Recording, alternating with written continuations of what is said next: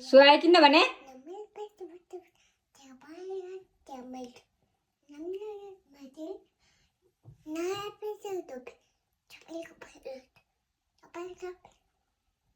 सुहाए किन भनेको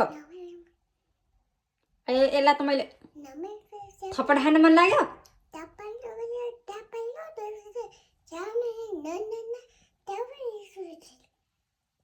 किन सुहाएन भनेको भने किन पनि अबदेखि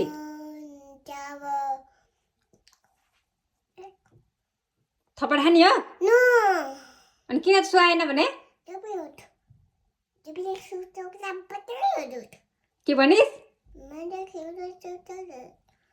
सुहाए भने किन भने अबदेखि सुहाए भने किन भन्ने